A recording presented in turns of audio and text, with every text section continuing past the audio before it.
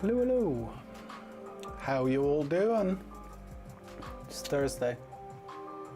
Time to rock and roll. Sorry to hear that, Margot. See you Monday.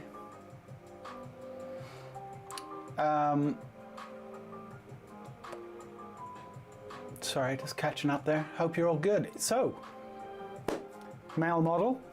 Drawn this gentleman a few times.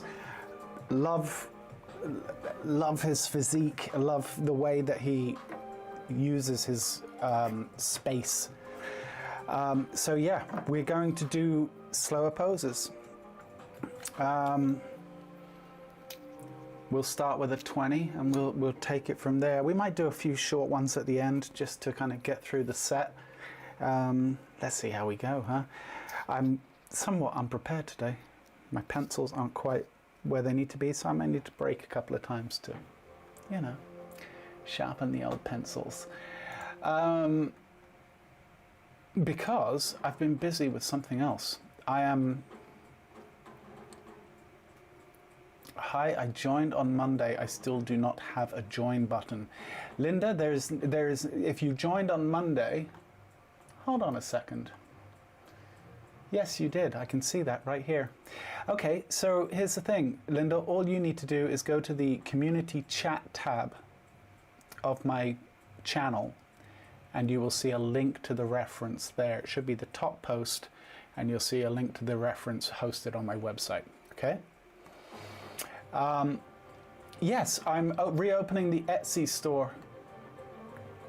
Probably later today or certainly by the morning I will have some of my originals for sale. So I'll put a link in different places. I'll probably put a link in, I'll embed a link into the description of this video once the store's live again. I also have a banner on my website pushing to the Etsy page as well. So yeah, if you want to own an original either from the stream or something I've done off stream, that's the place to go. All right, enough hawking product. Let's draw.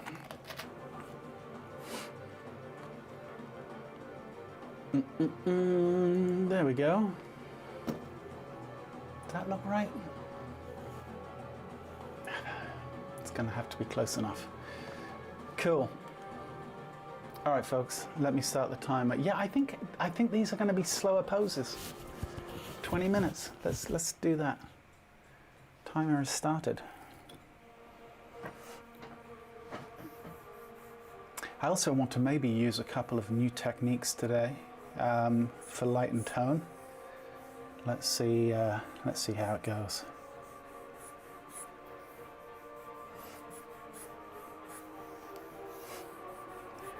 Start nice and light.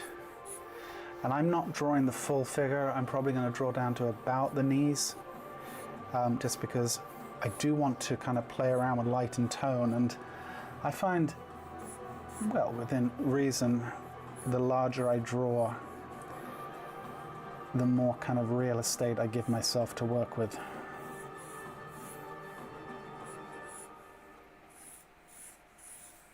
Rib cage is going to be somewhere like that.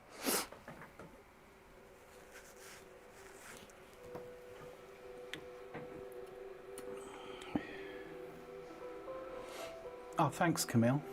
Good to know. I didn't know that because I've never joined my own channel. I've never joined any channel, so I don't know how that works. Let's find iliac crest. Inguinal ligaments kind of coming down like so. Yeah, manubrium. It's going to be about there. Now, this leg is kind of going off in this direction, and this one's going down more like that.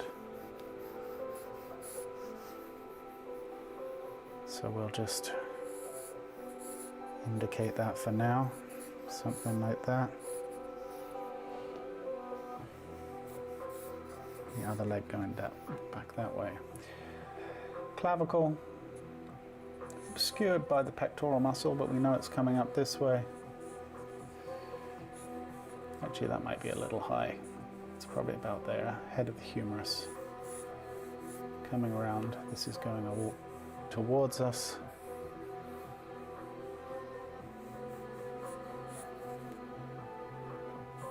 Arm coming across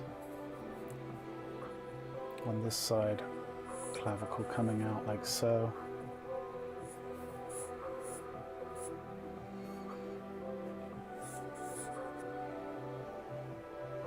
Okay,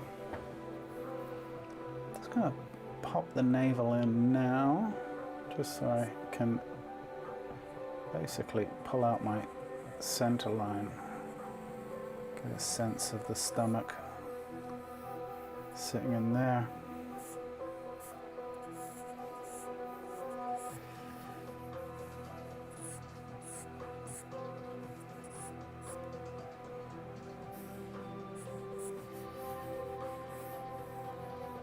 The oblique,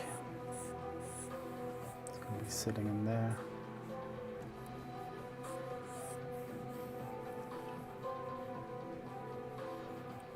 Pectoral, pulling down from the humerus there.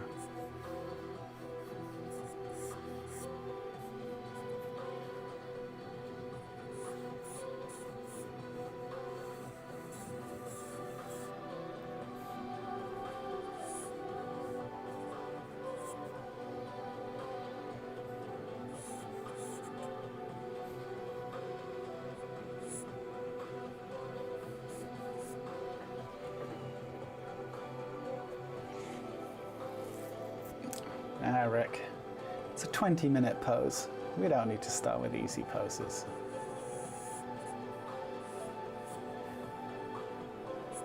Now look, sometimes the day requires it.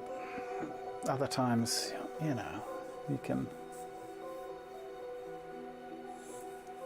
push a little bit.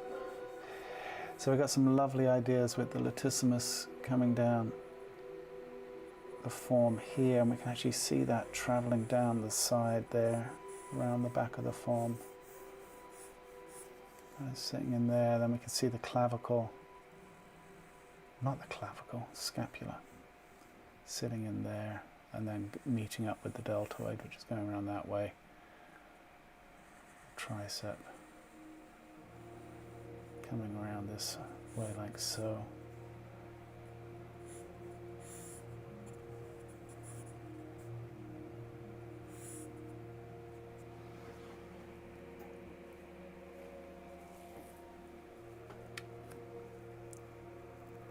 Tobichi, origami.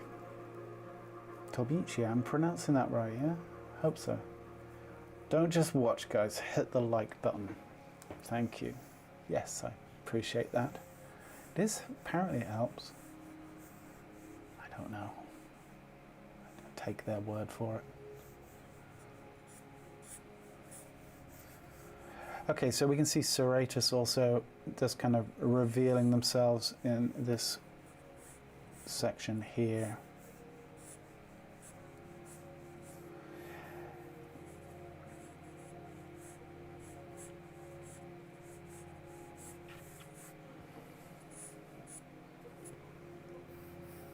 Okay, so let's come back to this. Asis is, where is the asis? Yeah, it's about there. Right, so we can see that tensor fasciae latae coming down this way. You can see it just kind of sitting in this region right here. Gluteus medius and gluteus maximus.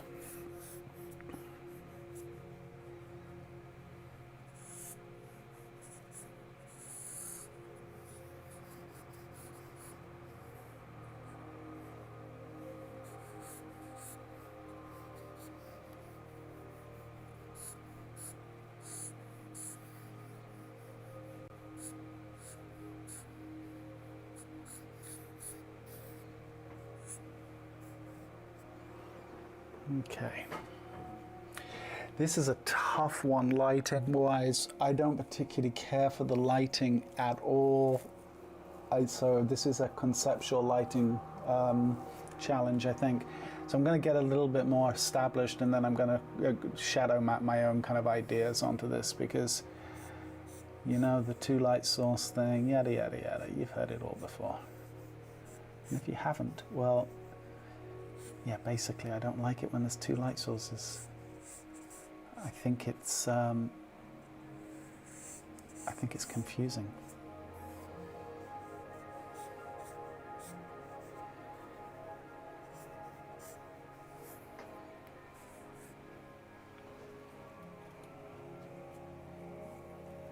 Tobichi. Thanks, Tobichi. Pretty appreciate the phonetic. Could be a silly question, asked Patrick, but why is charcoal the preferred medium for figure drawing over other mediums like graphite? Not a silly question at all, Patrick.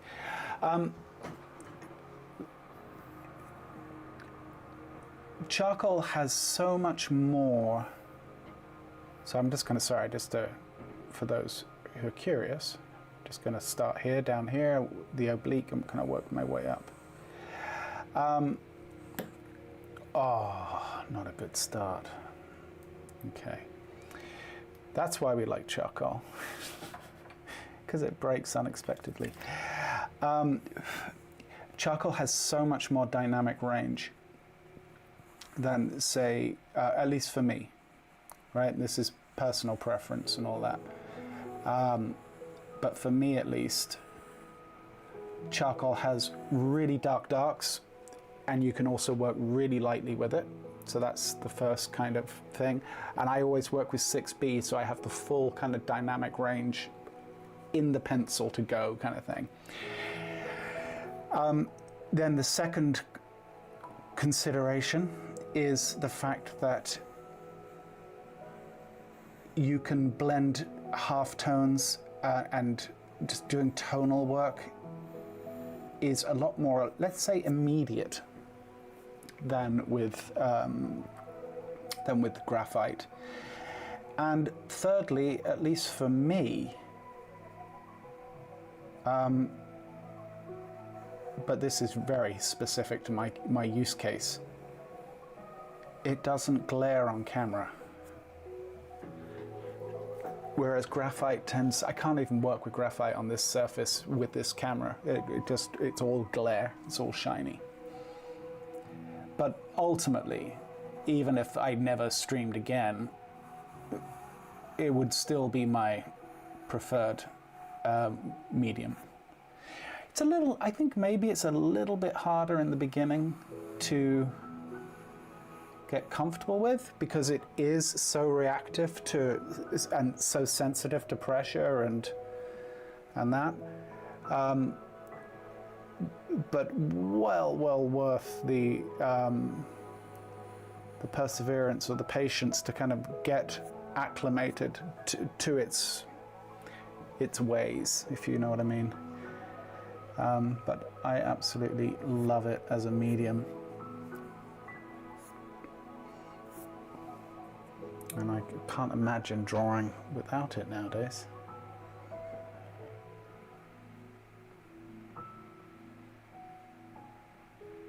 All right, let's get this, try and get this pectoral right, because there's some subtle curves going on.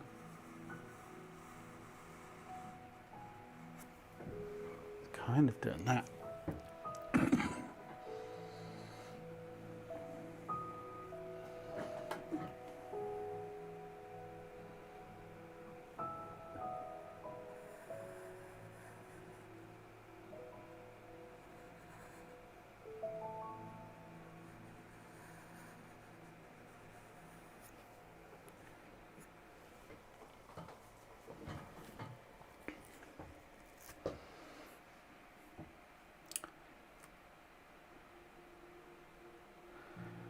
Consider switching to charcoal, says Camille. For as long as I can remember, I've been drawing with graphite pencil. You know, in my day job, working in animation, especially when we worked on paper, working with graphite, and then, you know, pencils like Colorays and that type of thing. Same for me. It was all I worked with really for years. And it wasn't until I started figure drawing regularly that I saw the potential for, really saw the potential for charcoal. Look, you know, if you're working in a small little sketchbook and you're drawing kind of small, there could be a strong argument for sticking with charcoal, honestly. But if you're drawing bigger, and especially if you're drawing on newsprint as I am here, it's a no-brainer to make the switch. And you just go through a short kind of learning curve with it, and bingo, you're off to the races.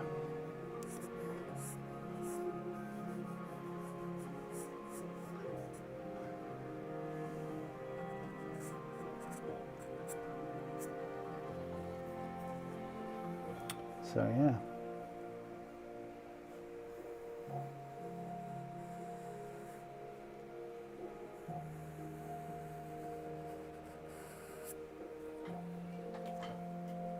Okay. I think I'm not going to finish everything off, you know, I want to kind of leave this a little bit loose.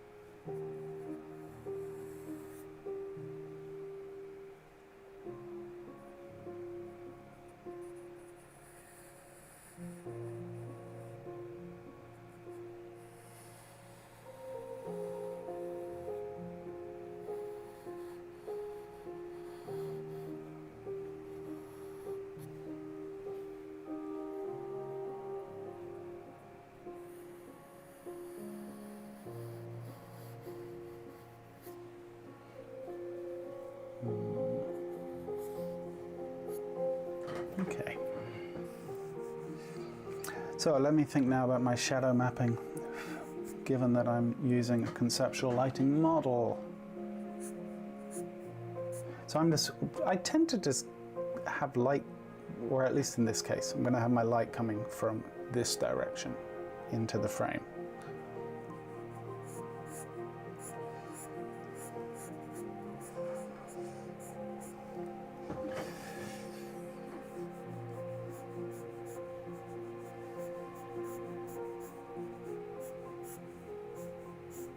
And I'm just very gingerly just hitting some of the core shadows.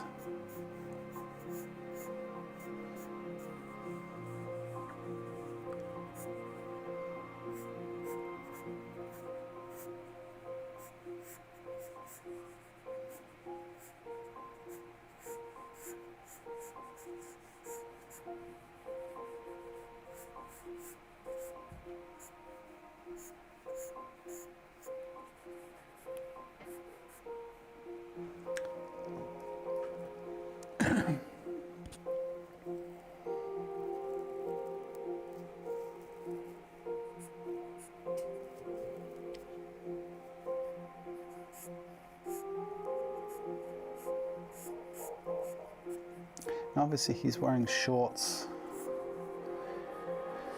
but we're going to probably disregard them to some extent.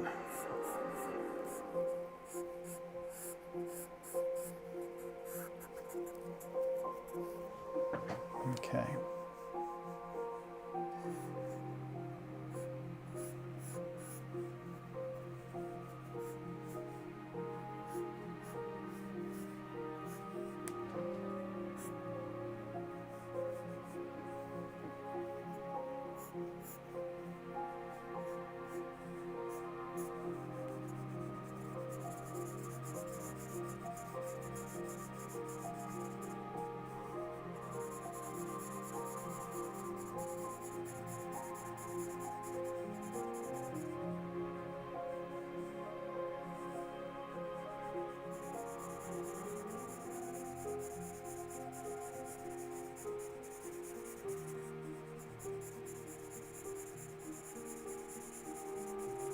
I'm just very lightly blocking in because it's also, I just want to kind of just check that my relationships are right before I commit to, you know, to a heavier tonal pass. Especially when you're working with conceptual lighting, it can be quite easy to, you know, mess things up a little.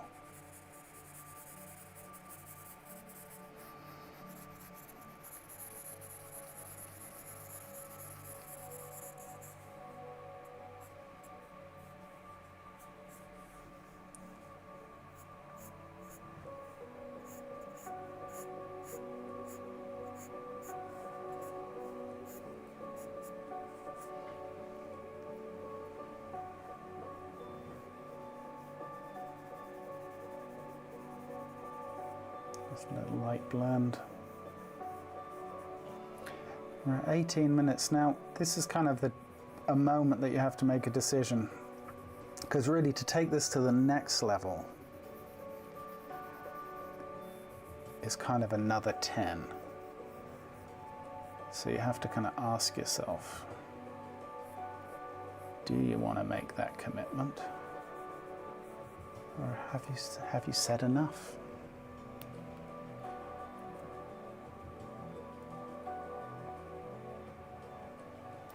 Linda, yes, absolutely, you should be able to see the model that I'm drawing. You are a member. Linda, go to my channel page. Go to the community chat. If you go to my channel page and you go to the community chat, you'll see a link. You follow directions but getting nowhere. But that doesn't really tell me where you're coming into, you're having an issue. Linda, do me a favor.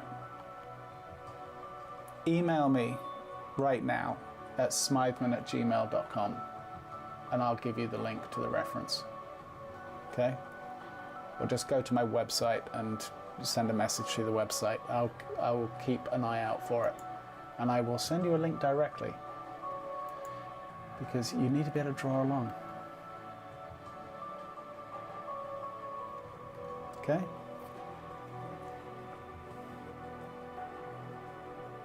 Just pulling out a little bit of highlight here.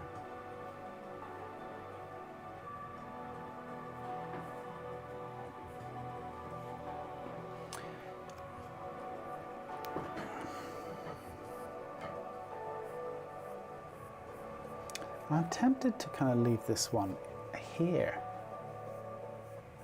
I think so. I think we've got so many interesting poses to do. And I think this is a good place to stop on this one. And as I said, I can come back to it. So yeah, I think that will do. Actually, hopefully this gives you a decent enough sense of just clear shadow mapping of what's in light, what's in tone. Less is more. All right? I'm waiting for your email, Linda. Okay, next pose.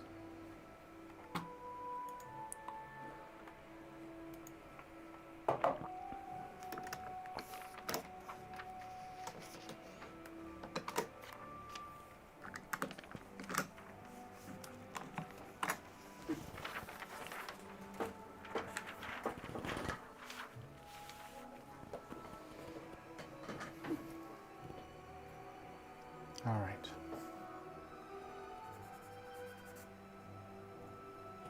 Hold on. Sorry, I told you there'd be pencil maintenance throughout. This is what we're dealing with today.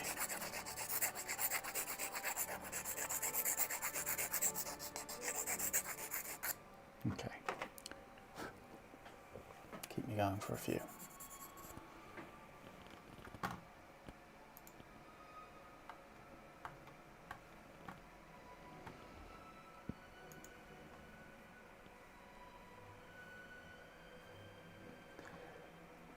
Rick, were you not listening? Yeah, I shadowed map differently. I ignored the light source on the image because two light sources, not doing it. And that's probably going to be a running theme throughout, to be honest. Okay, next pose. Let me start the timer. I think we'll go another 20. I think it's the next one after this and the one after that. Maybe we'll spend a bit longer. Let's do a 20 anyway. Right, time is going. Let me just check my email.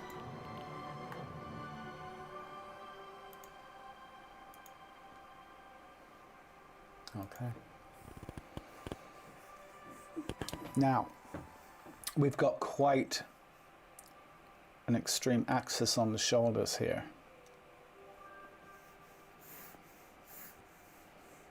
Let's try and find that from the get-go.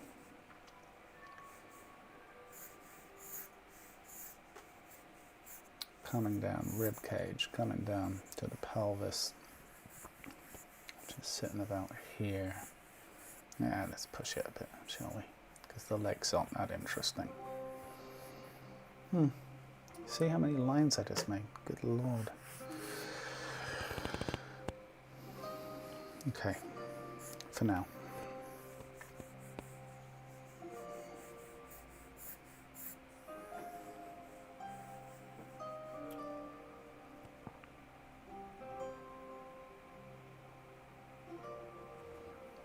Linda, please send me an email to my surname at gmail.com, smythman@gmail.com. Send me an email right now and I'll send you a link to the reference that we're working from, okay?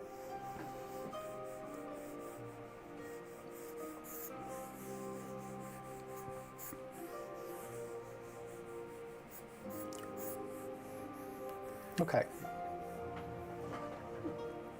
Upper and lower. The torso is going away from us. I want to establish that just with kind of topography line right away. It's not really a topography line, it's just kind of like a line showing the direction basically. But that will help. Even the lower torso is doing the same type of thing. So at the crease here, we have the oblique and there's a compression. That actually tells me that the iliac crest is there. Coming down, sacrum.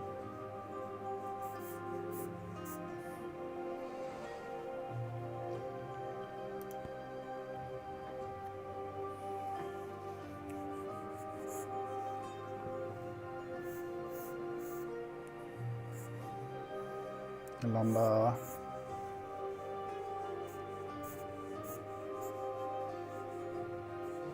And then let's just find just the overall rib cage sitting about like that.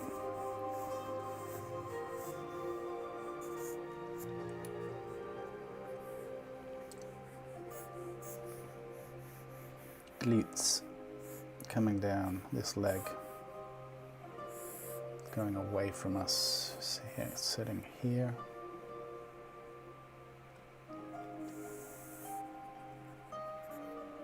And this leg is going off in this direction.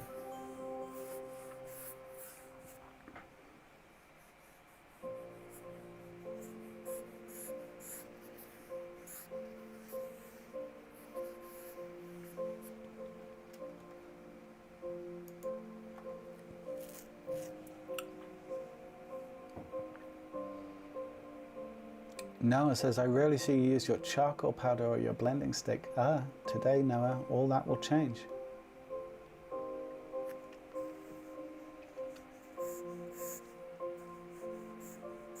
I'm planning on using at least the charcoal powder. Probably on one of the slightly longer poses in this. Which I haven't used in an age. So, no guarantees how well it may or may not go. There's a lot of disclaimers about to be dropped.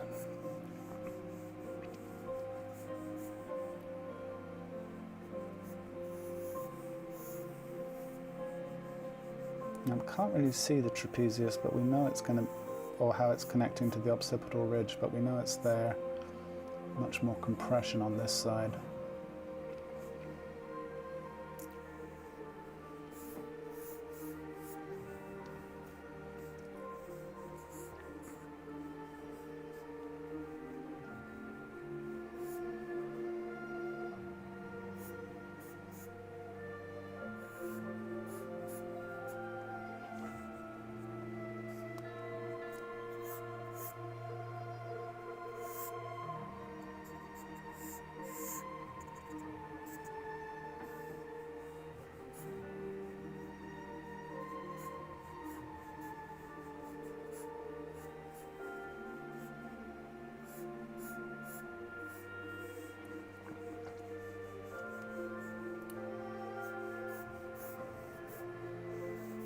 And then this arm is going down this way. And actually, I kind of drew too big because his hand is going a little bit off screen there.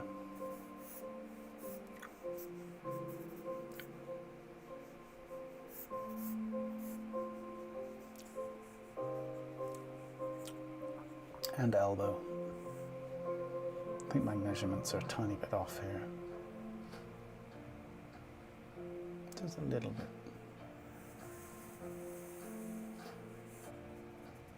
That'll do it.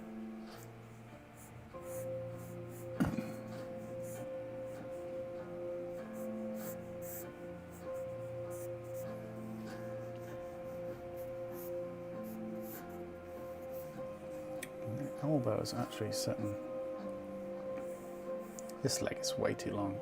It's far more foreshortened than I initially did it. Knee is actually about there. Well, that's fine.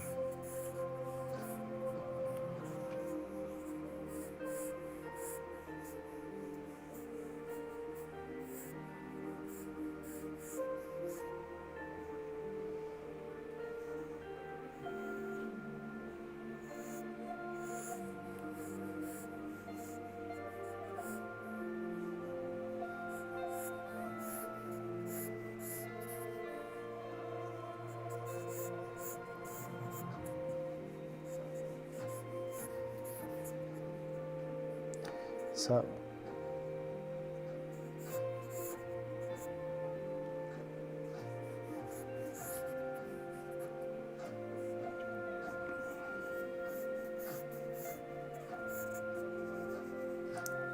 trapezius. Get a hint of it on this side coming down this way. Don't really see it on the other side, but I'm gonna just map it in just very lightly, just because it does help.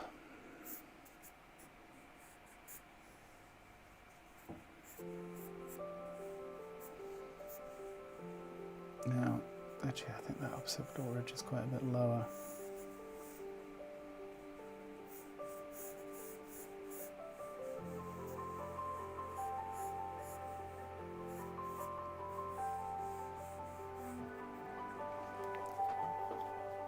Not happy with this arm at all, so let's fix that. I actually think it's sitting higher. Okay, it's sitting a bit more about here.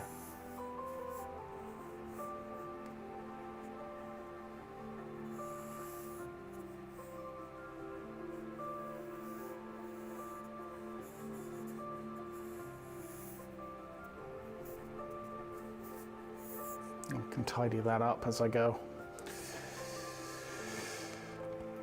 Camille, I have a question. How do you measure the size of a drawing? This is my second drawing in which the legs are cropped.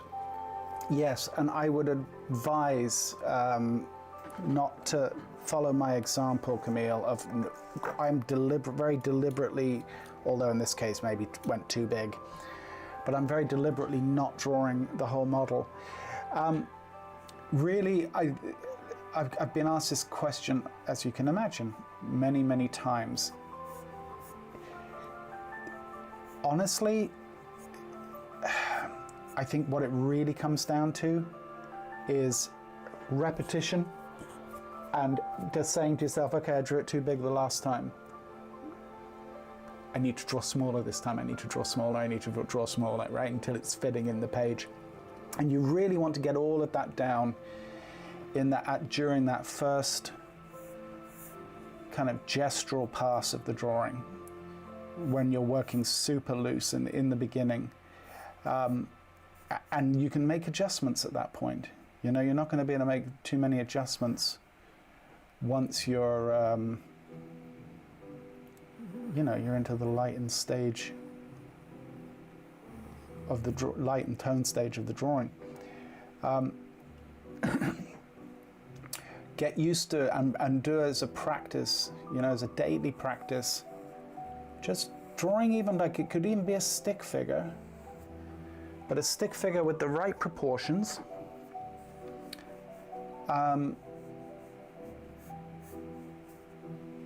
and basically, you know, just and fitting all of it fitting on the page, and just keep doing it. Really, sometimes there's no kind of like, you know, I'm not a, you know, my feelings on measurement and relative proportion and all of this. Hopefully you've heard my diatribe on that stuff. But honestly, for me, I'm constantly kind of measuring, right? I'm constantly scanning the drawing. In fact, this topic kind of came up the other day. I was talking to a student, and basically I was saying, and I kind of have to reiterate this sometimes, I'm rarely looking where I'm actually drawing. I'm constantly scanning the page. If I'm drawing here, I'm looking over here to see relative width, or I might even be looking down here. I'll be looking at something, honestly, usually other than where I'm actually drawing. I don't want to oversimplify or overstate that, but because obviously you do need to see generally where your pencil's going. But there's a lot more to that than you might think.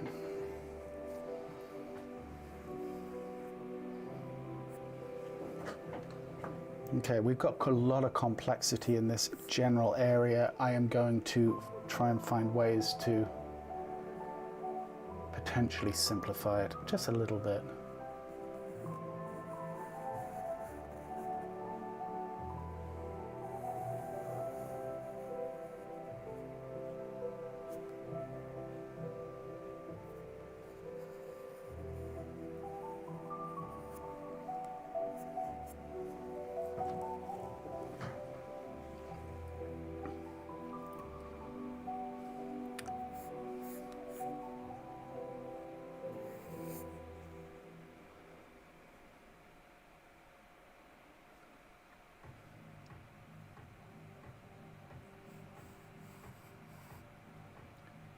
But I'm happy to talk about very general measurement concepts and general proportion considerations. Let me finish this drawing. If I forget, remind me, please, because I realized I've got a habit of saying during a drawing, I'll do it at the end, and then I never do. And people are, I think, generally too polite to tell me I didn't do something.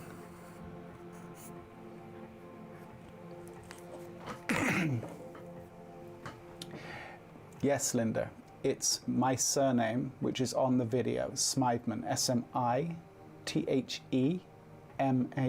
it's a mouthful, @gmail.com. Don't put it's a mouthful in there, just smytheman@gmail.com. Okay? I'm sorry you're having so much issue. It really should, like, everyone's setup is different. And, you know, I think part of this confusion can come when people are trying to do too much on a single display or a single device. Like, you know, it's hard to watch a stream and access email and, you know, all the other kind of things all at the same time sometimes.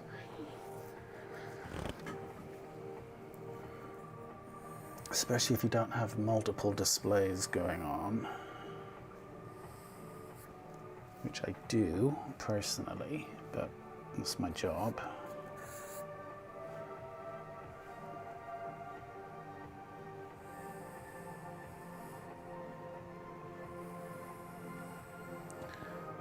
And some people will watch the stream on an iPad or on their phone and have the reference up on an iPad. I know Margot, I think she does it that way.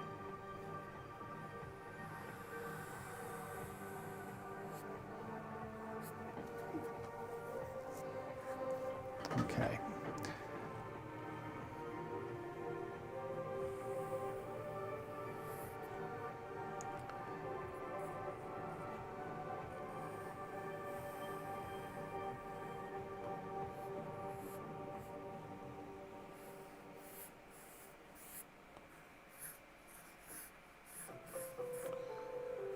Okay, I'm just going to, I'll give a little bit of clarity to this arm. Just in the interest of having something a little bit more finished in this region.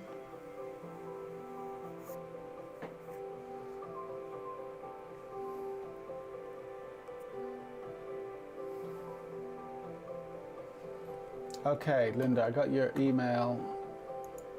Hold on a second. Let me just copy this.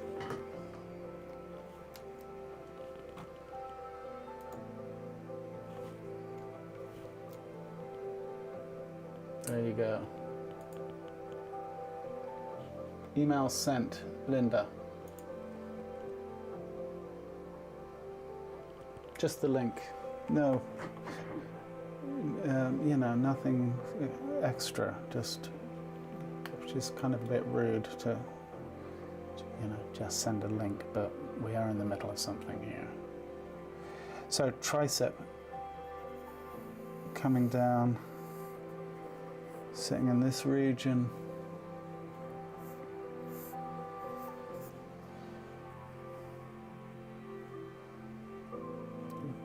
A lot of kind of subtle ideas going on through here, so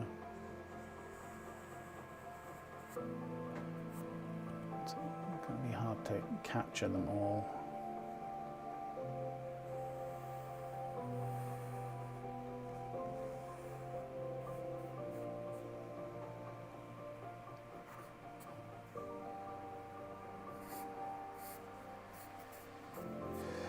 Okay, I think this is another candidate for the conceptual light. Actually, we could just work with the one light source coming from the from the page left, if you know what I mean, the major light source. Let's do that. I'm going to ignore the one coming from this direction, but I'm going to play around with it a little because I think it could be improved.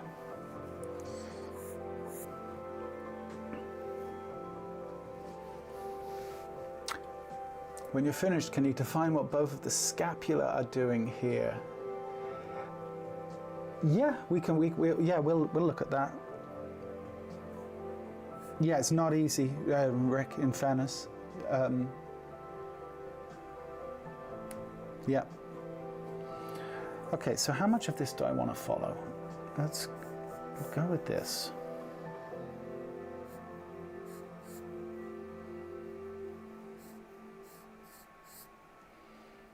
Actually, this could end up working out quite nicely.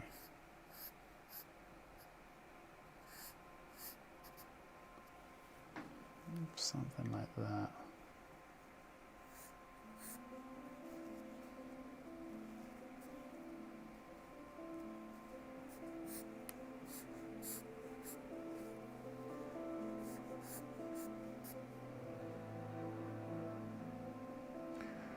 Drawing fairly dirty, Richard.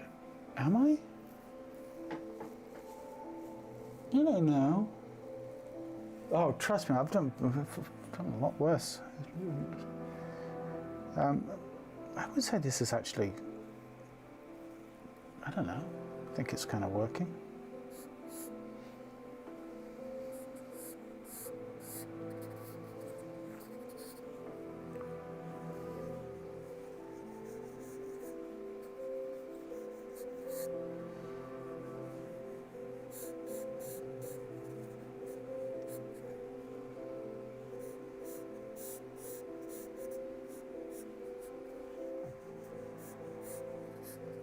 Something like that. Okay, so now we have the form. Light, light, light. Form is turning here, then a light pocket, then tone. So we need to do this shadow.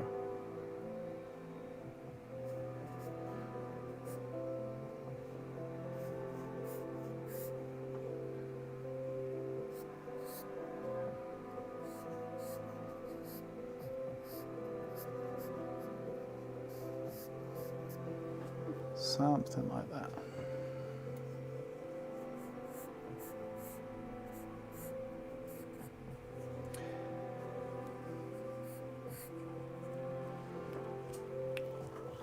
Okay, let's block in a little bit of tone just so we can see the light from the dark, so to speak.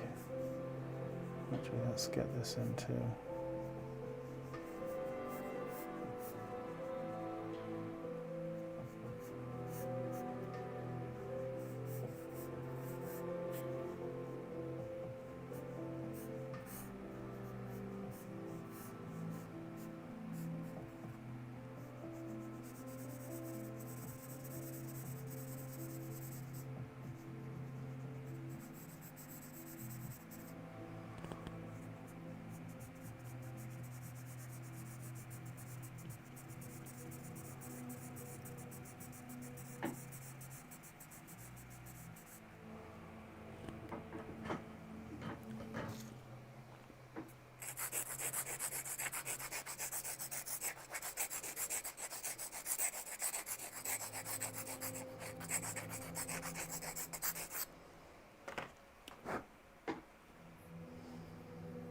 I don't think this pencil's going to really do the job for this tone.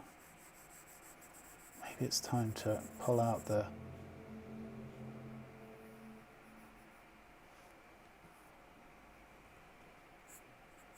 charcoal powder.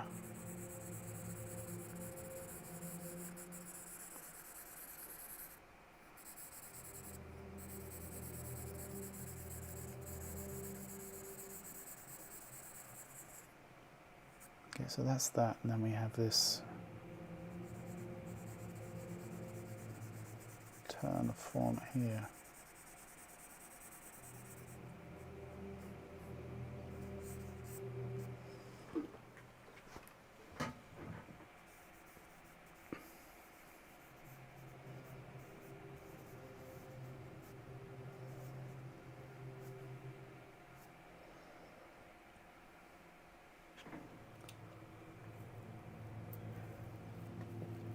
Linda, no. Maybe that's where the confusion was, Linda. No, I can't put the reference on the screen. Well, for a number of reasons, but primarily because YouTube will have they will get very upset at there being nudity on the screen. They already demonetize almost all my videos because of said nudity. So we don't want to make it any worse than it already is.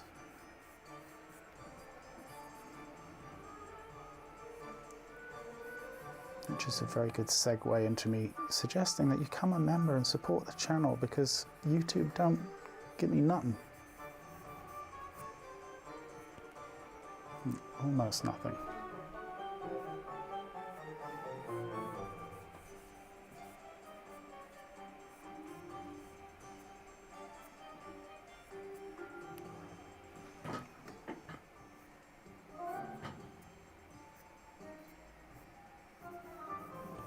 Okay, where are we at? 23.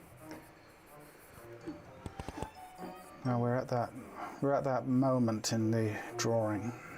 Do we go in with more tone, or do we move on to the next pose? Still got a lot of drawing to do. You know what? I'm gonna do a bit more tone on this drawing. Hope that's okay with you folks. Because it's happening.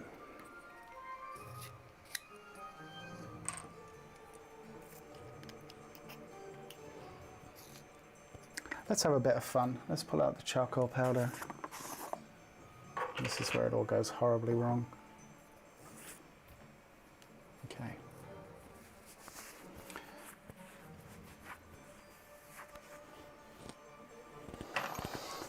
I'm going to use a brush just to get some material onto the page. It's not really even applying it because the brush is simply too soft. Let's see, I think this is the way to go.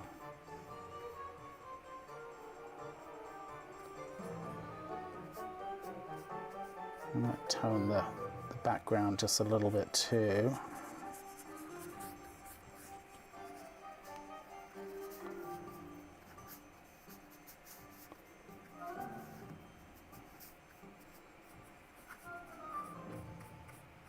Definitely something I should have practiced before I came on live stream and did.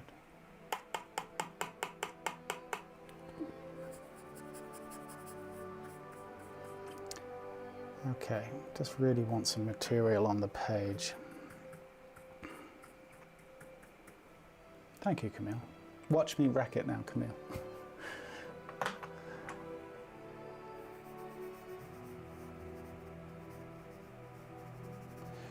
I'm just going to blend a little bit of this in,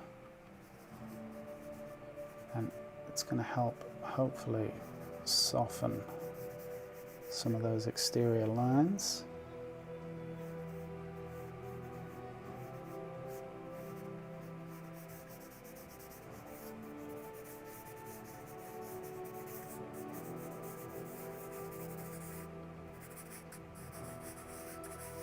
There's a little bit of kind of futzing around. That is a word, right? Where we're just kind of pushing and pulling.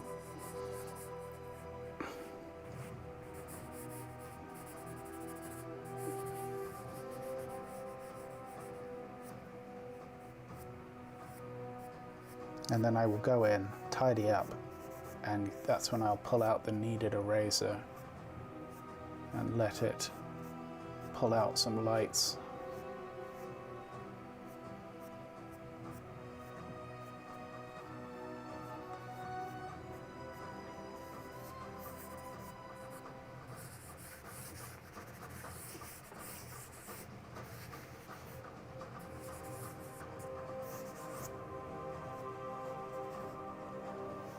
I need to buy this powder too. Camille, you don't need to buy it. So what I do, maybe I've mentioned this before, but this powder, it's in an old tin that used to hold fish granules for fish. I used to have a fish tank when I lived in LA. Anyhow, I would just take, after I sanded my charcoal pencil, right? Get a nice tip. I then take this brush, this old brass bristled brush, and I would basically brush that into the tub. The reason I do that and not buy charcoal powder, well, firstly I have a infinite supply of my own, but also it means that the charcoal powder is going to be in the same dynamic range as my pencils, right? Because if I just buy a charcoal powder, I'm gonna have no idea of what its tonal capacity is, right? Okay, so now I'm gonna regret this later, but this is the way it is with charcoal. Blow that off all over me. There'll be traces of that for days to come. You want to be careful you don't spit on the drawing while you're doing that. And actually, what's really useful now too, well, we're really getting into the weeds, aren't we? Okay. It's nice to take a piece of tissue paper at this point and just kind of soften some of your edges and just to remove actually some of the material. You can also get some nice effects at this point with the powder just in the lit surface of the form. Right, but just have a bit of fun.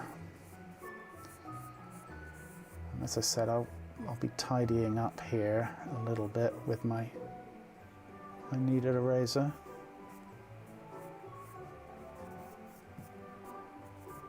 But hopefully it'll give you guys a small sense of how this works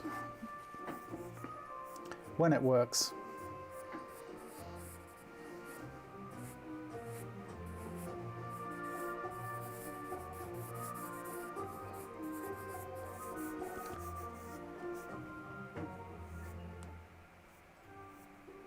And I'm using even the material off the line that I created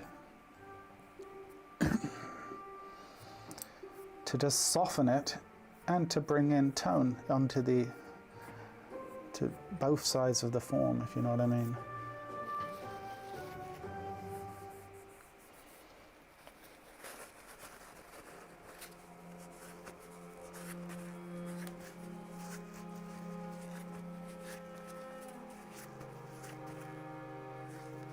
There are different shades of powder, darker or lighter.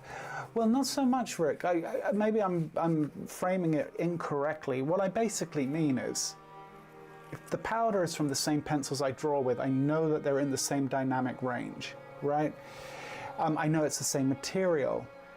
Like, you know, charcoal from different sources, from different types of wood, you get different types of charcoal. Like, I don't really want willow charcoal on this drawing. Do you know what I mean? Charcoal powder.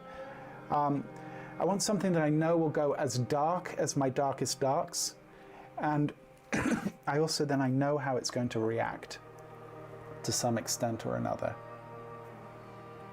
right? I'm even going to just pull through the light. I don't know, you guys are going to have to really kind of squint probably to see some of this, but I'll even take the eraser now and I'll pull from dark into light, or light into dark, might soften that, just to give a little bit of texture to the skin, right? Gives it a little bit of life, a little bit of vitality. That's the general idea. And then I'll go in and really, where I really want there to be lights, I'll pull in the lights. And then I'll go from the lit side into the shadow side like that too, sometimes. Especially where there's a softer transition, you can kind of get away with that a bit, you know?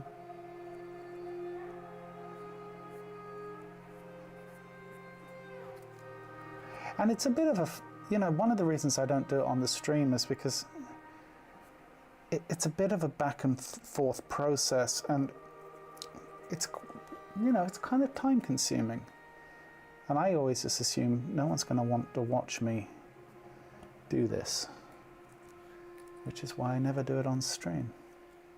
But there's a first time for everything. And I was kind of just thinking recently, I need to get back to more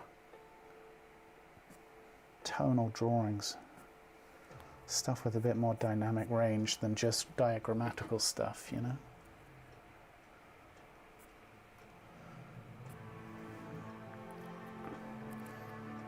That's good to mix it up a bit, right?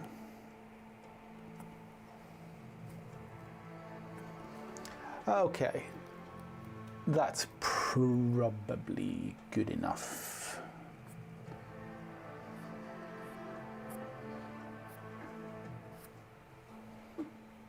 And we can even just swipe down, get a sense of motion. Done. Okay, let's call it on this one, huh? That's a 35-minute drawing. See, told you, time consuming. Wrong, I love watching this. Thanks, Rick, good. Well, we're going to do some more of it.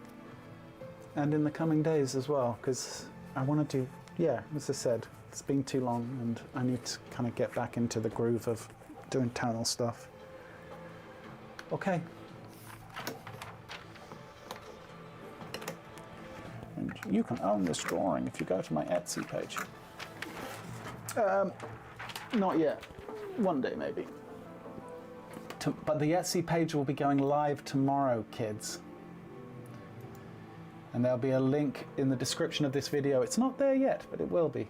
And there'll be a link on my website and, you know, social media platforms and all of that to the Etsy page, which I closed down about a year and a half ago. No more, actually, probably 2.5 years ago, but it's reopening. Want to own an original? You can do that. All right, next pose. Now the debate with this one is, do I go landscape? Scapula. Thank you, Rick. Yes. What would be the easiest way for me to do this? You know what I'm going to do, actually, because it is worth talking about. I'm going to quickly pull this into Photoshop, and I'm going to share my screen in Photoshop, all right? Just let me get this set up a minute.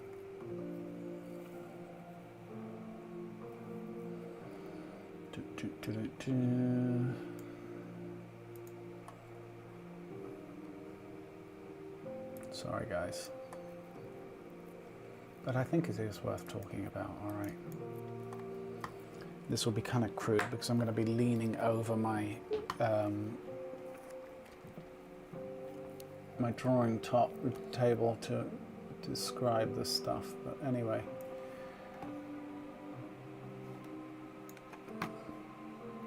One second.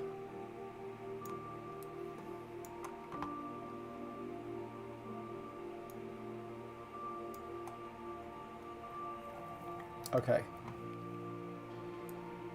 Let me share my screen.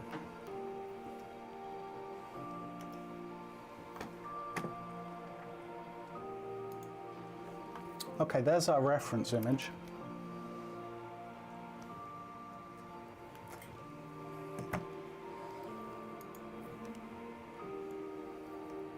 You guys can see that, right?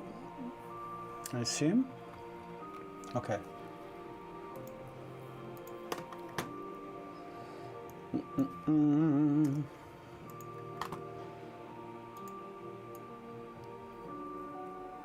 Just to take a little bit of the energy off the drawing there. Okay, let me draw on here. So basically, with our scapula, you're gonna have to forgive this is not gonna be pretty because I'm working on a really weird angle. The scapula here, we can get a sense, right? We can see the deltoid sitting in here. We know that the acromion process is sitting about here, right? That dimple.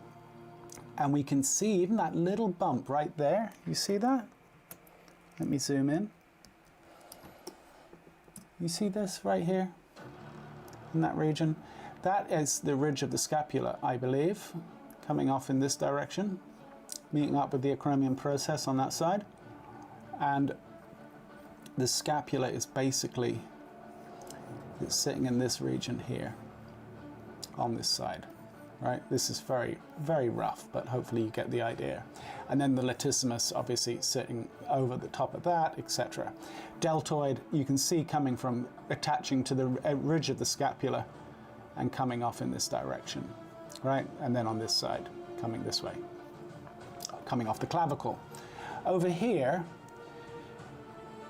because of the angle, the scapula is essentially doing something a little bit more like this, right? See what I mean?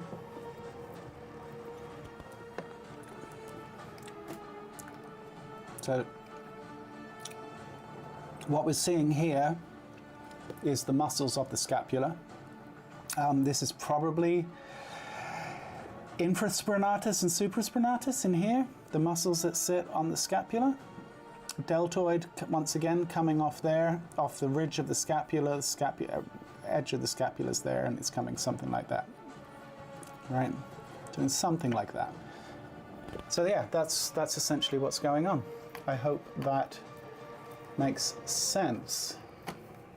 Okay, let's get back to our business of drawing. Sorry, I just need to get rid of that now.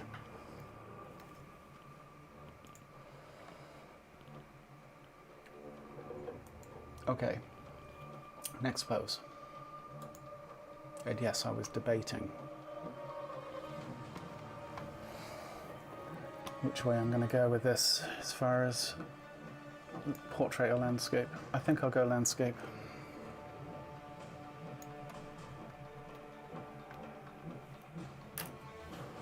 Okay. Yeah, they are larger than you might think, Rick, and it's a chance maybe I'm drawing them a little on the large side there, but that's essentially what I'm seeing, right? Okay. Can you guys see that okay? Yeah, good. Hopefully it'll sit still. Actually, let me pull it up. There we go. That's going to have to do. Okay, let's do next pose. Yeah, let's plan on like a, because this is not necessarily the one I want to do the big light and tone job on. I think I want that to be the next drawing. Let's plan on like a 20 for this one. Maybe even a 15. Let's see. It's a bit random today, guys. What can I tell you?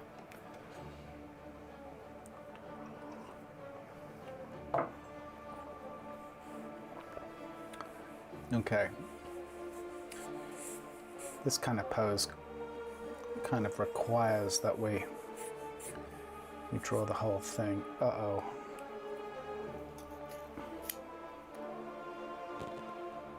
Pencil is out.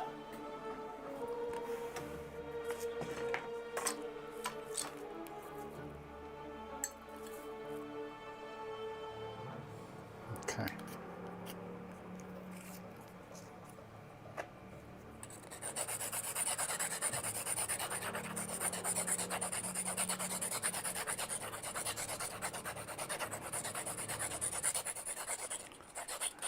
Yeah, I think this one's going to be enough of a challenge diagrammatically that we'll probably want to leave it there.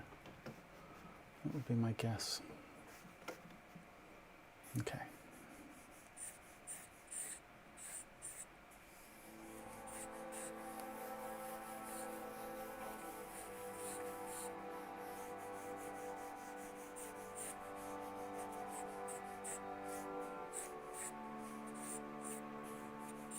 I think I'll come in on this side a little bit.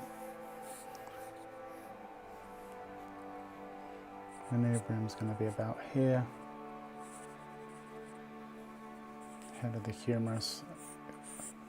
Definitely making this smaller as I go because I think it kind of requires it.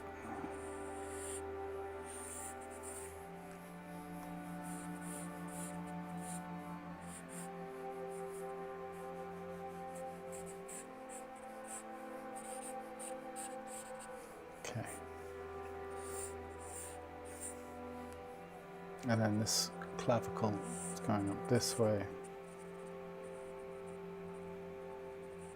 And this arm is kind of doing that.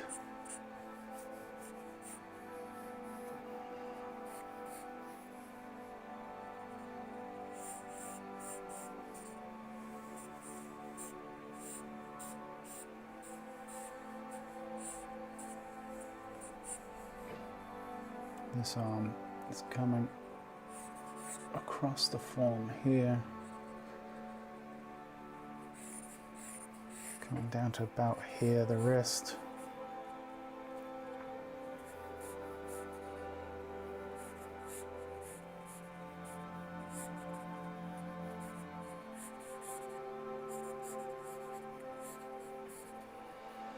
And we've got heavy foreshortening on the legs.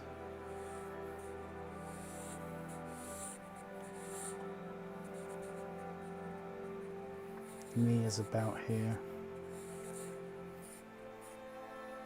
I do think the perspective on the box is also worth making a note of.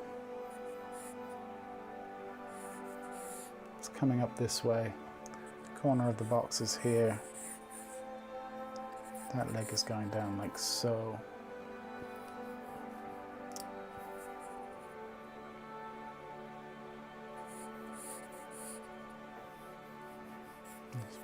It's about here.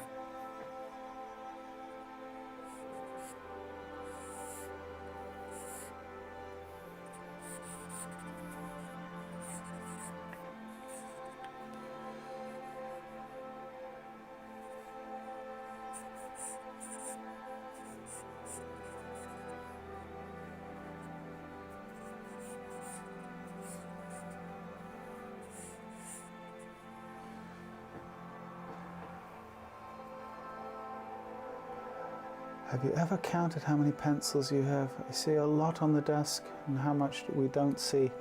Oh, yeah, there's plenty you don't see. No, I have no idea, honestly, how many pencils.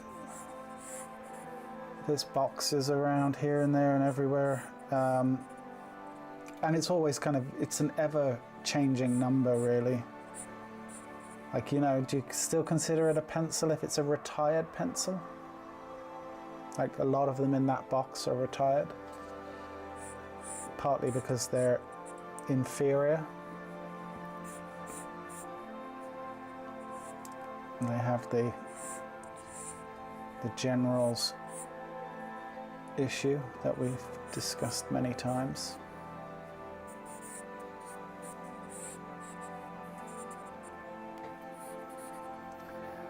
So now I don't know. But we do know an HB pencil will go 34 miles.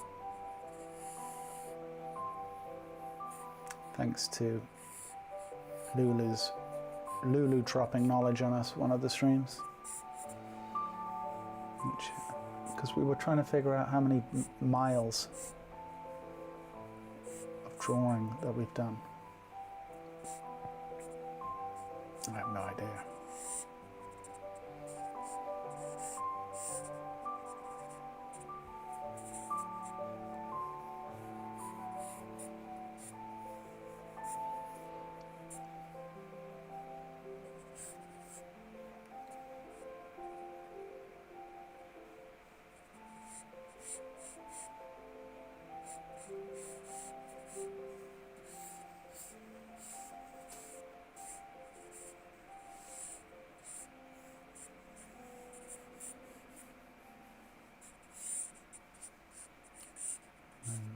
He's going off this way, his hand.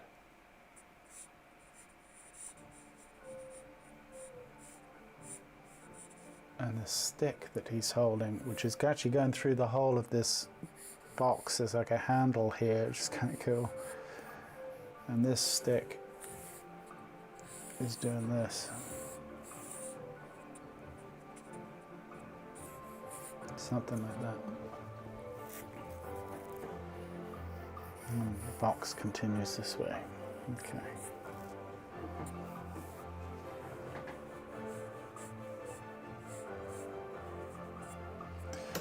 All right.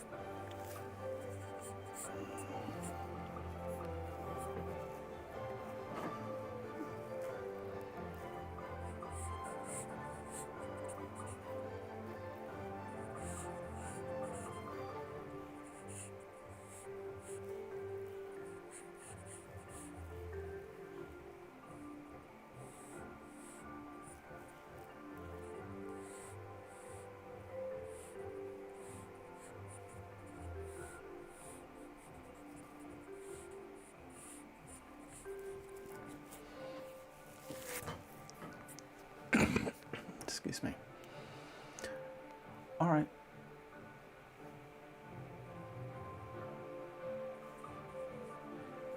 His face is out here.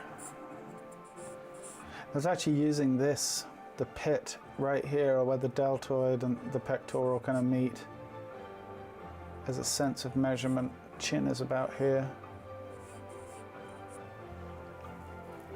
I'll keep it in check. And actually, there's much more of a lean on him.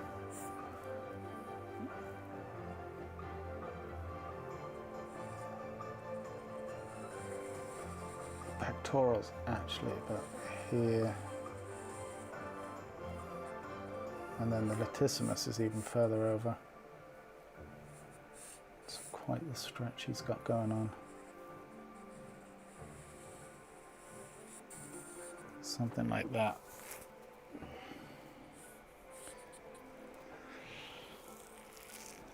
The general weeps. You know what? I actually just ordered those. After all my talk about generals, I did just order those Generals Primo pencils. I've ordered a box of the 3Bs. So they're going to take a while to get here. I've got a feeling they're coming from the States, but they should be here by the end of the month. So that should be interesting.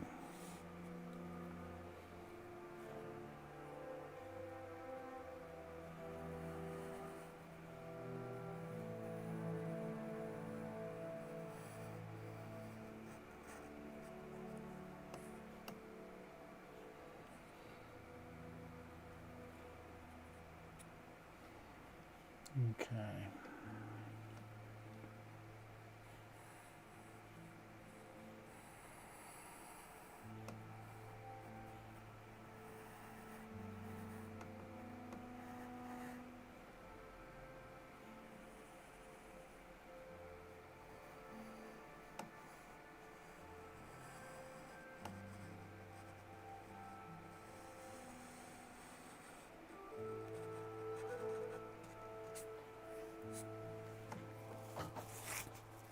Yeah.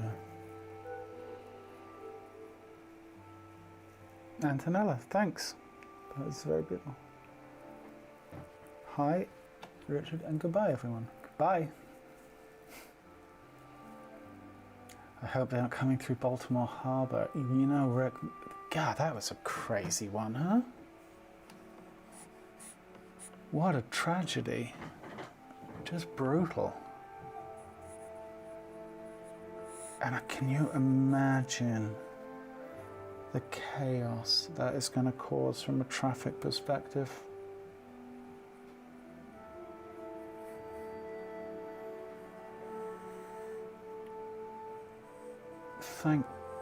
Look, it's obviously an absolute tragedy what happened to those poor workers on the bridge. There's no taking away from that. But could you imagine if that had happened at like 1 o'clock in the afternoon? It doesn't bear thinking about how much worse that could have potentially been.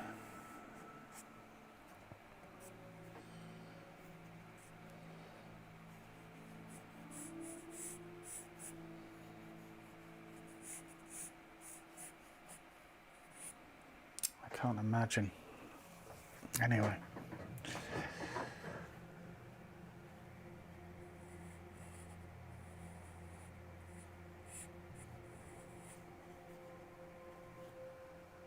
Yeah, we've got this really long sweep here.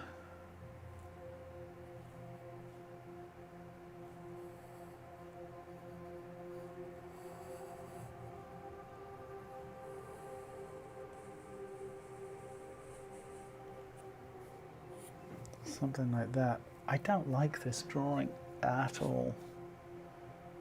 Very unhappy with it. This pose might go shorter than we thought, because I don't even want to draw it, to be honest.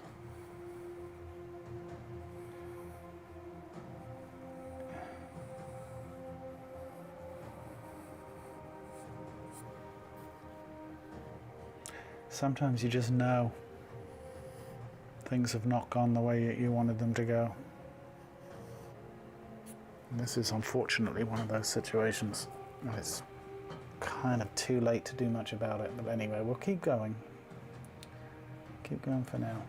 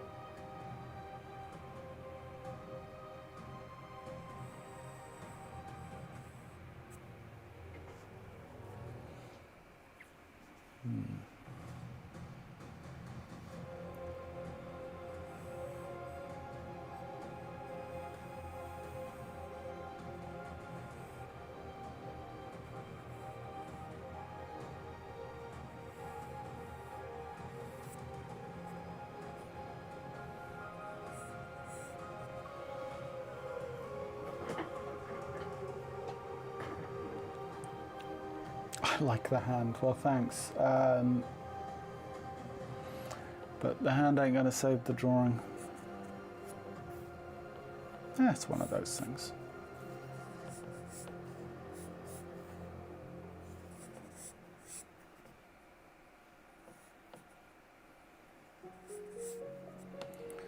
Like you never know. Maybe with enough tone thrown at it, it could be salvaged. But I really don't know if I'm going to expend the energy.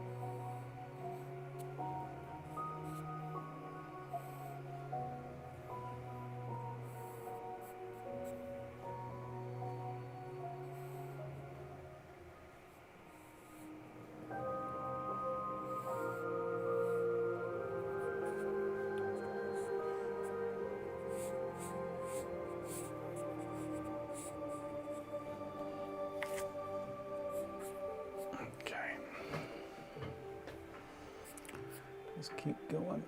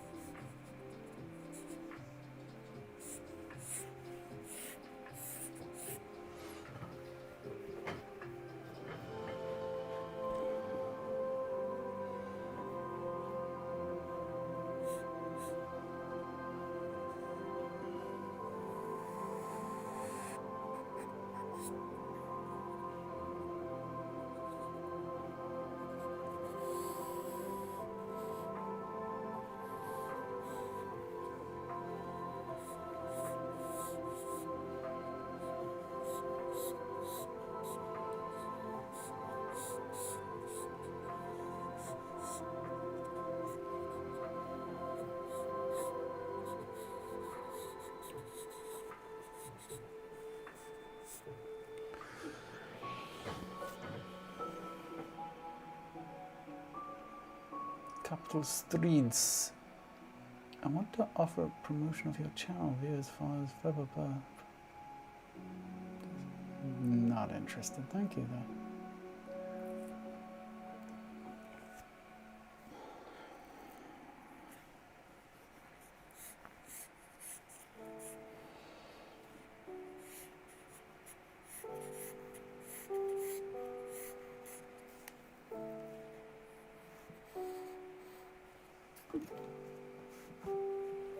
All right, we'll give this, what do we even do here?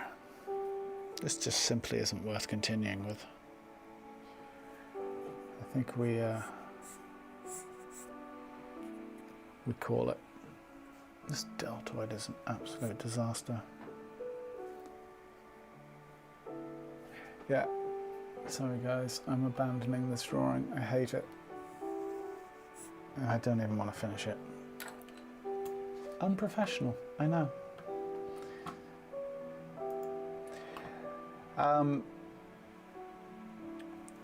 We will just continue till the 20-minute mark for those of you who are planning on doing a 20-minute pose.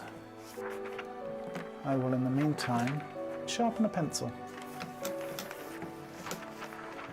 What's so wrong with it? Asked Liam. Liam, sometimes your spidey sense just intuitively tells you, no, stop, it's bad. Too many things wrong with it, to be honest. Just not worth finishing. I have that I can save them all mentality. Sometimes you can, and I've had some drawings which I think are going in a bad direction, which I'm able to salvage. To be honest with you, I don't have any. You need to want it. I don't want it with that drawing. The drawing will end up in the fire. Bailed like a sailor. Thanks, Rick. Hey, Chris. Sad noises. Nah, it's fine. It happens. I am going to just take a moment, though, folks, to sharpen a pencil. Oh, well, no, I'll just use this one for now. As I said, I came somewhat a little bit unprepared to this stream as far as having my pencils ready. And I'm paying the price now. Okay, so just for we were talking about earlier, this is a classic example. In fact, maybe I can even zoom in on this just for a second. This is a learning moment. So you see, after I've sharpened the pencil with the scalpel, it essentially looks like that, right? Well, this one's snapped. That's why it's so abrupt at the end. And then I will take my handy dandy old nail file here, and I basically will lightly, don't want to press too hard, you can break them at this point obviously, and I'll just very patiently rotate, sand, rotate, sand. And you can see, or maybe you can't, maybe you can, you can see there's kind of like build-up of the charcoal now on this filing pad.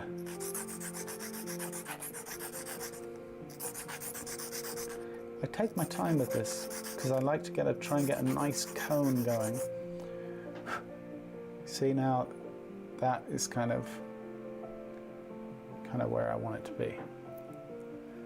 Might need to do that again before the end of this stream. I'm sure I will. Okay. Let's do this next pose. Oh, let me change back to the camera. Okay.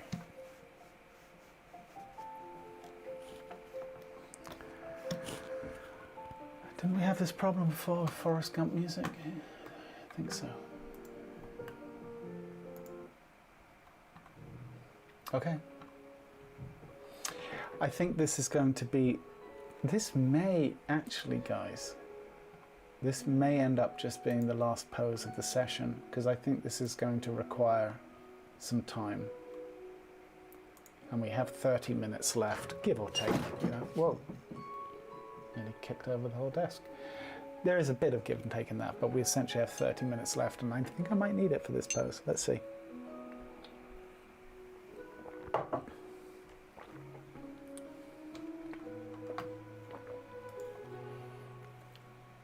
Okay, clock is reset.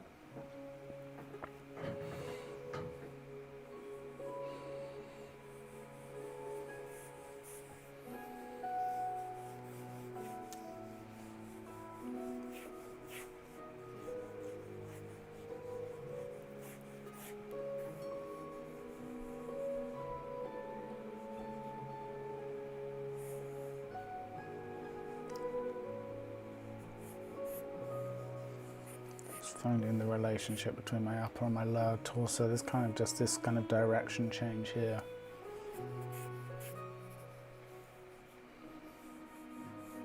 Center line.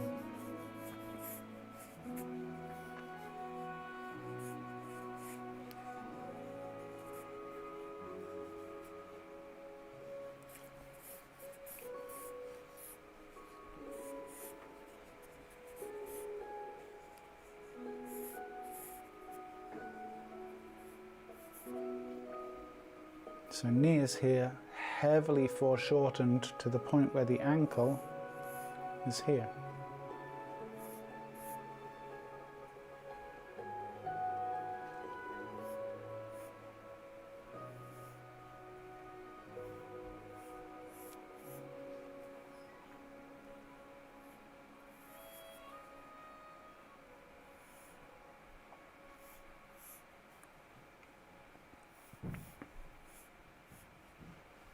Something like that. This other leg, sitting here, where's our knee? Our knee is about here.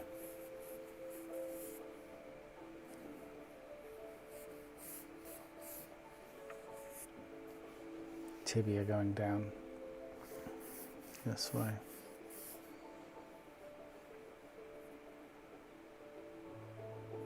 Ankles about here.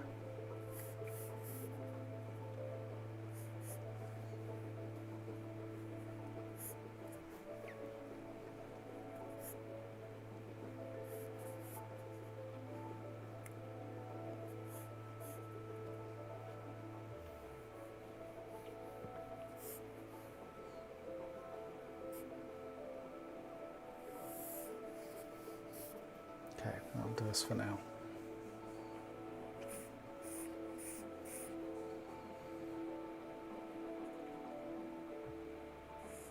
Iliac crest is about there. Oblique.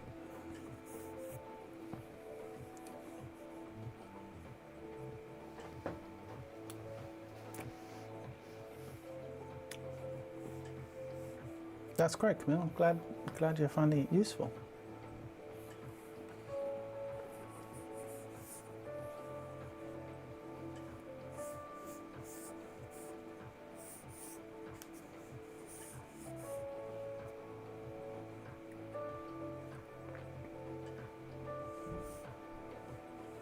Head of the humerus is about here.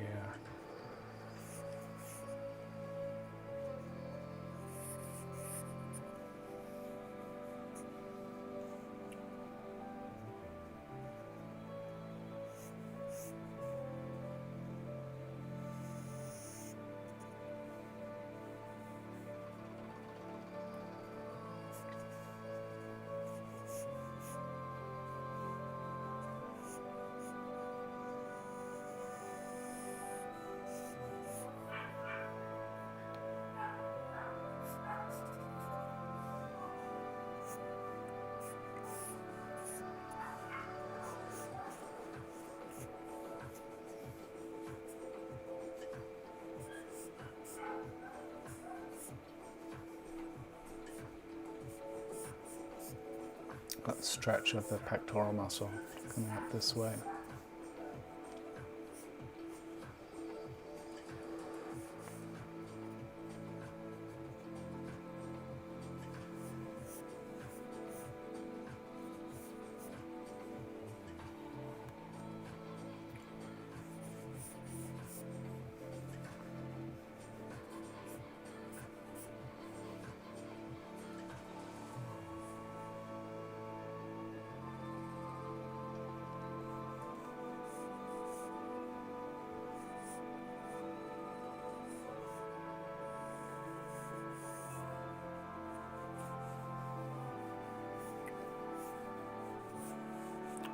Okay.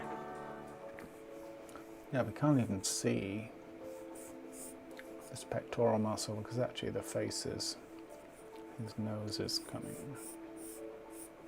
in this region here. But we know clavicle coming up, head of the humerus is here. So I'm coming across, he's leaning it on a box. Forearm is starting here. Wrist.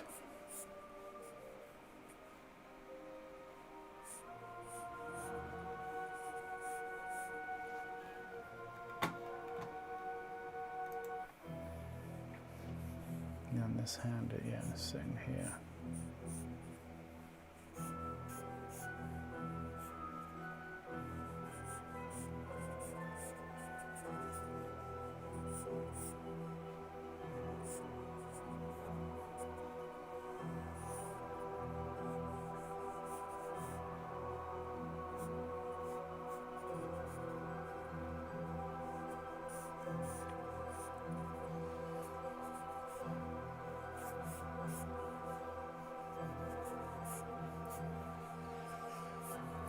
So rib cage.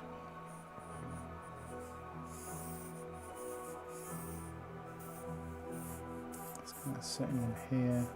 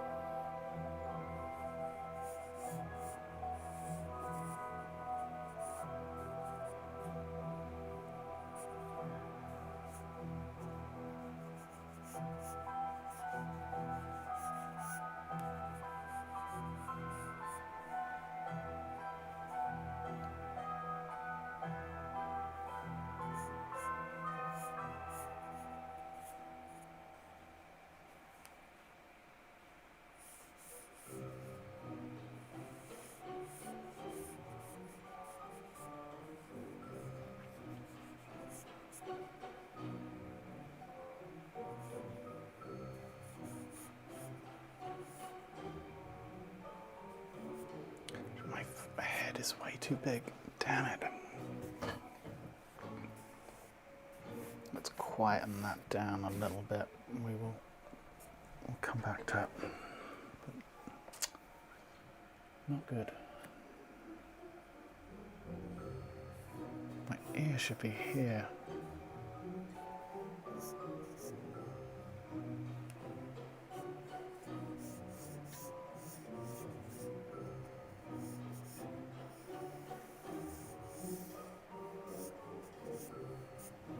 That's better.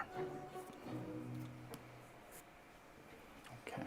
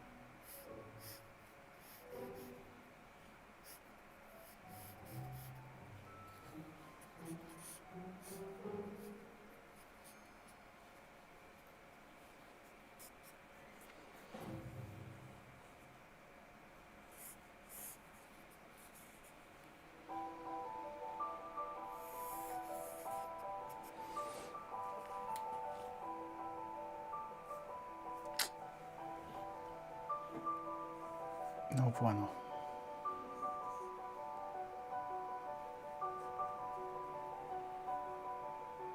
Yeah, my proportions are way off. Well, it is what it is. It's too much to fix. Let's see what we can salvage.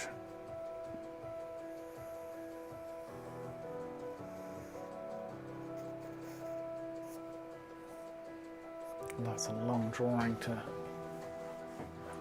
let's see.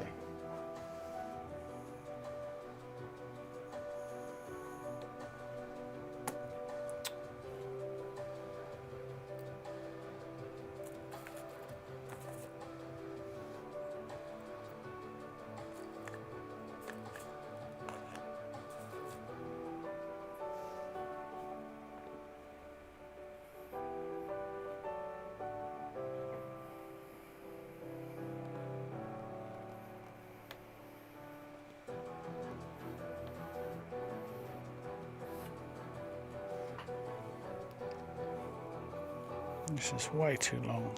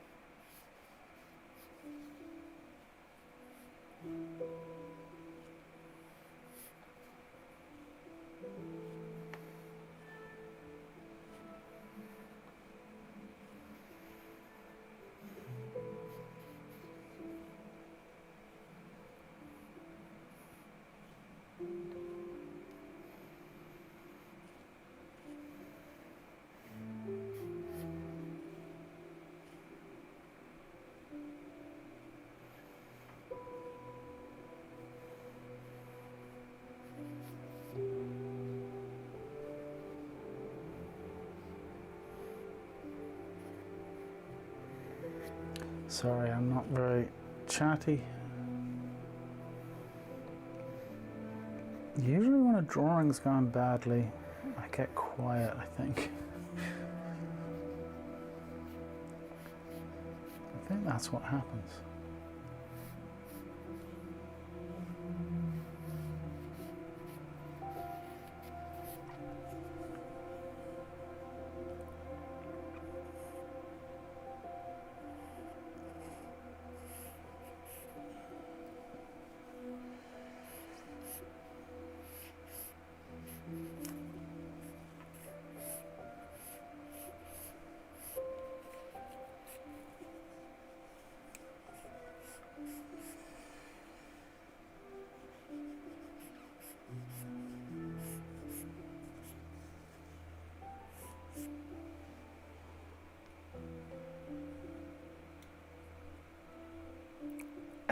Exactly, Rick. Yeah, I have to fail slowly and publicly.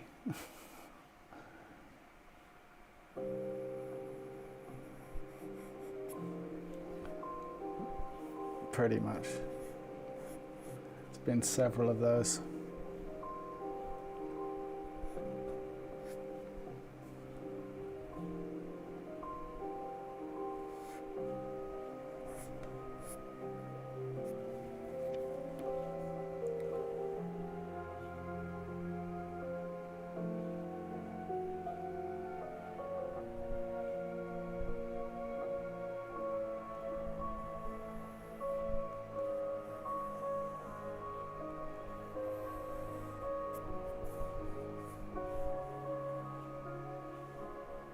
Oh, my measurements are brutally off. How did I mess this up so badly?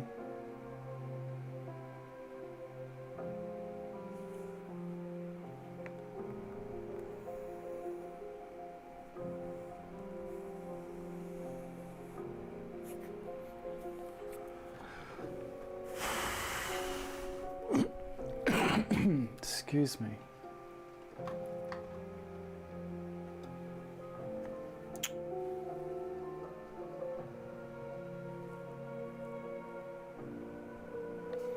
Really is just another one of those situations where it almost feels pointless finishing the drawing.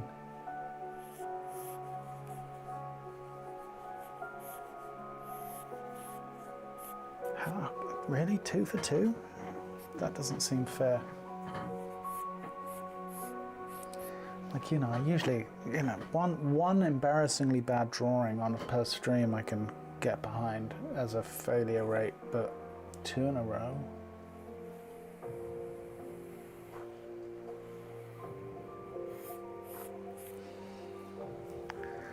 I don't know about that.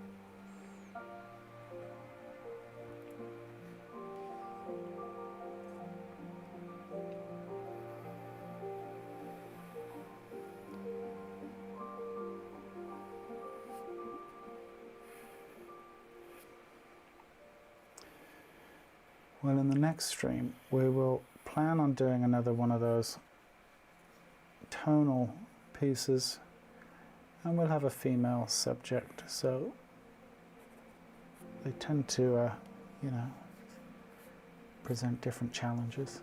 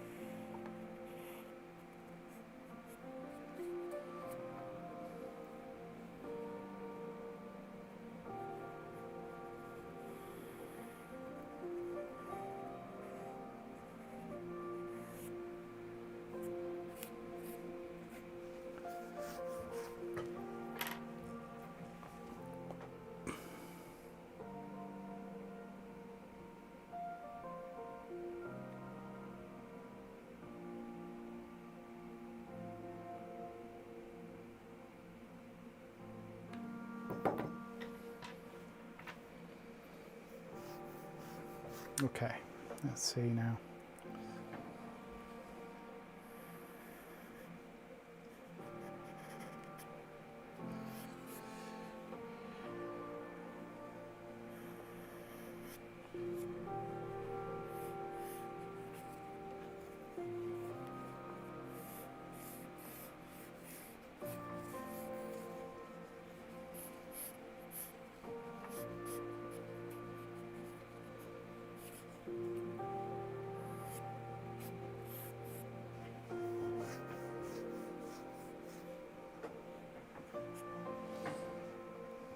Where are we at? 21 minutes. Okay.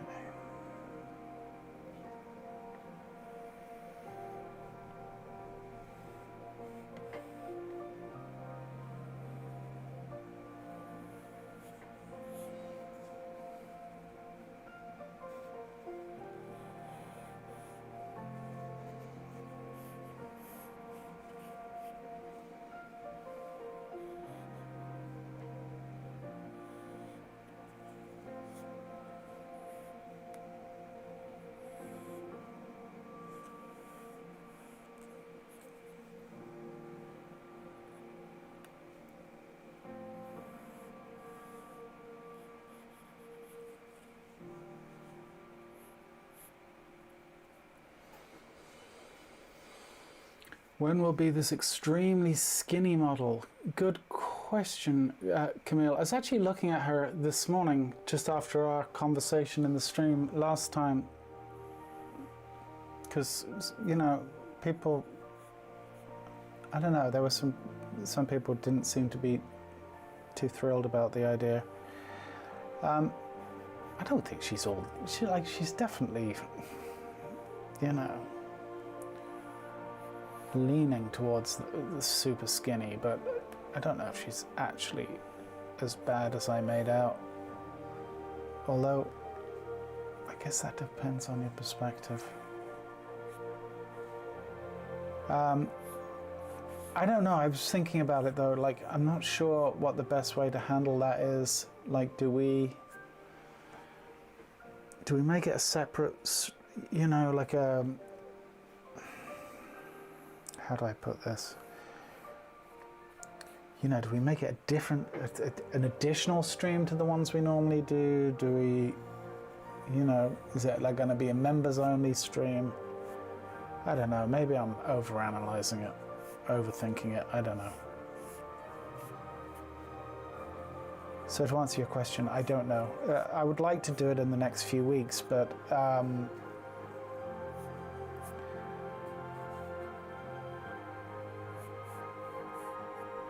you know, I also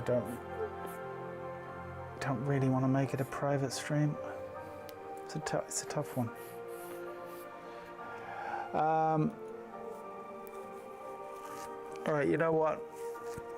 I don't even know what to do with this drawing. Yeah, let's have a bit of fun, shall we? Let's just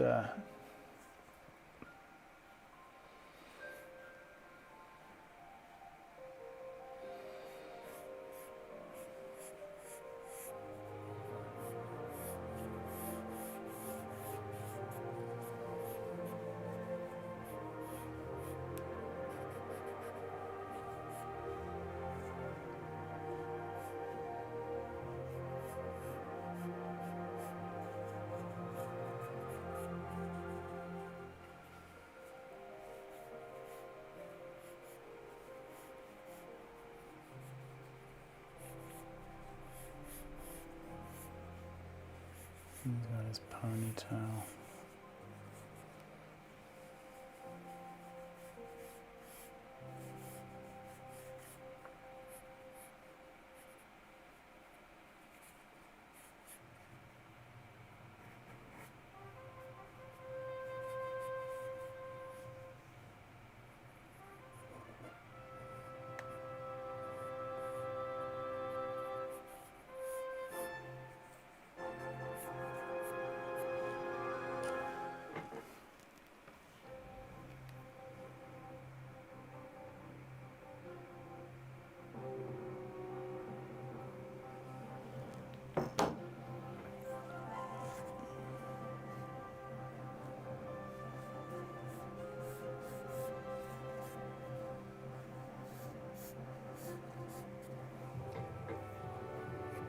let's have a bit of fun with lighting on this one.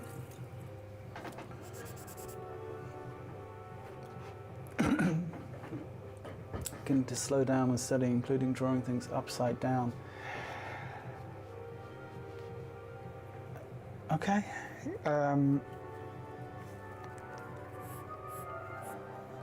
Drawing things upside down, I guess there's a bit of value in that, I guess.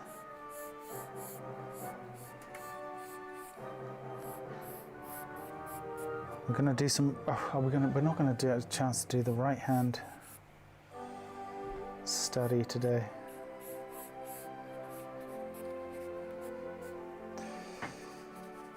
Okay, so I'm doing a light source that's coming from this direction.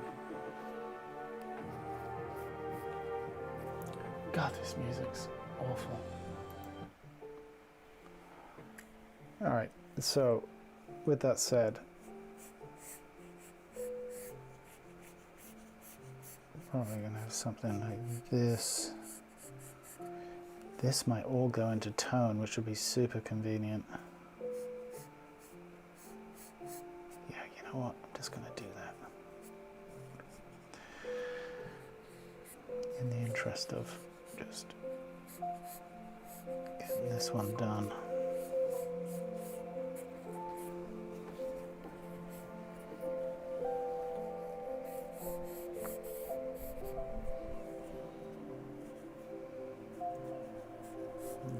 Actually, another light source from here.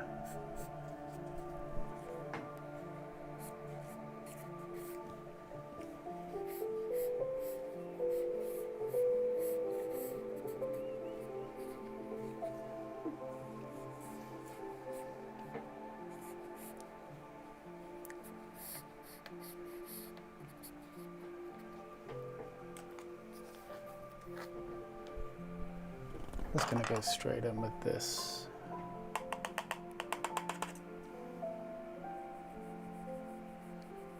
Just get in a little bit of tone.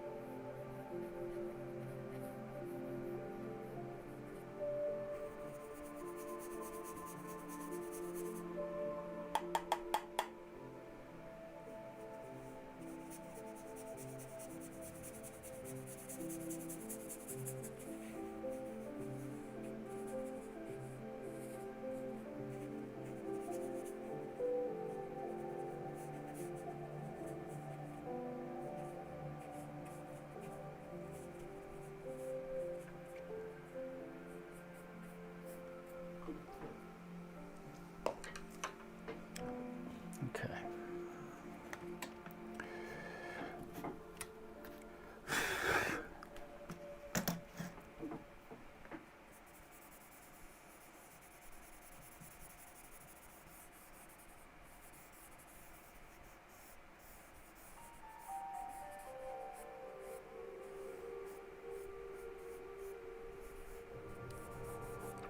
I don't think there's any inherent saving this drawing, but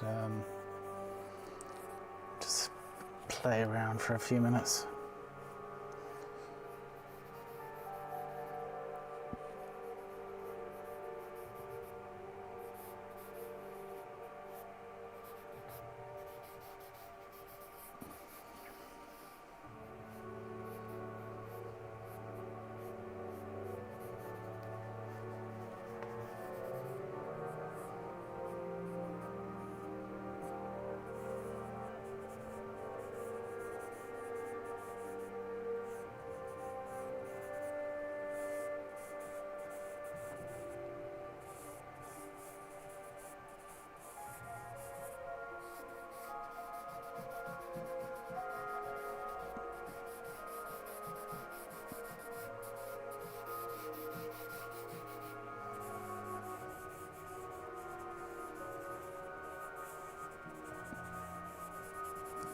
Let's put all of that into tone and then we'll pull out a little bit.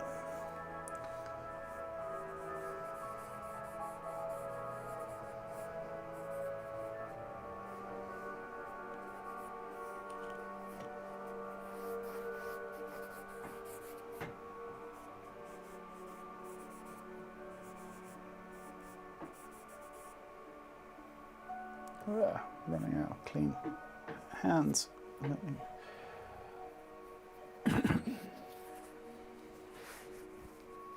The pig has lipstick. Yep, that pretty much sums it up, Rick. Nicely put. The pig has lipstick. Yeah, amazing what you can do with a little bit of lipstick when you need to. Huh?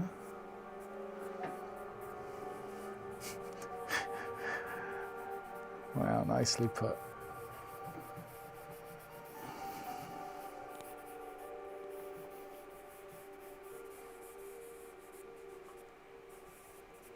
All right, now let's take a little bit off. Blame it on Monday's solar eclipse. Great session. Yeah, Tina, you're very kind, but that was how many days ago? If this is the Monday stream, I might be able to fly with that a little more, huh?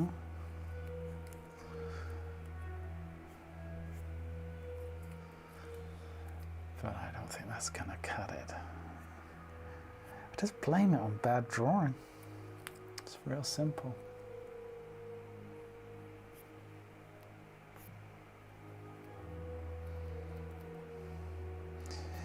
But yeah, it is interesting what you can get away with a bit of tone.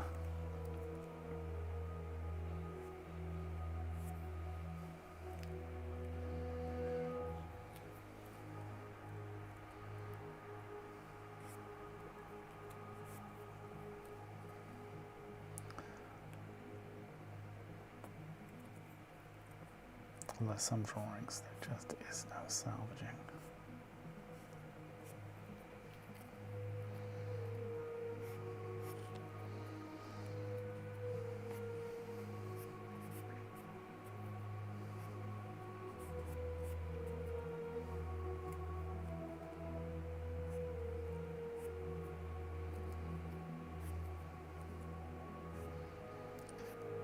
This is where one of those happy accidents that I don't really care for usually would be real useful.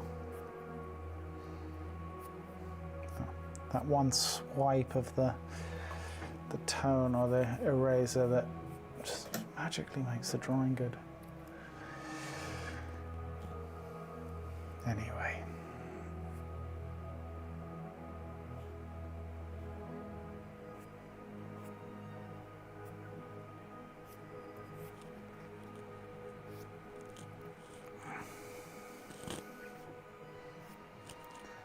All right.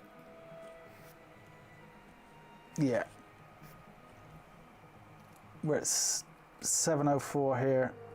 We've gone past the allotted time. Just barely, but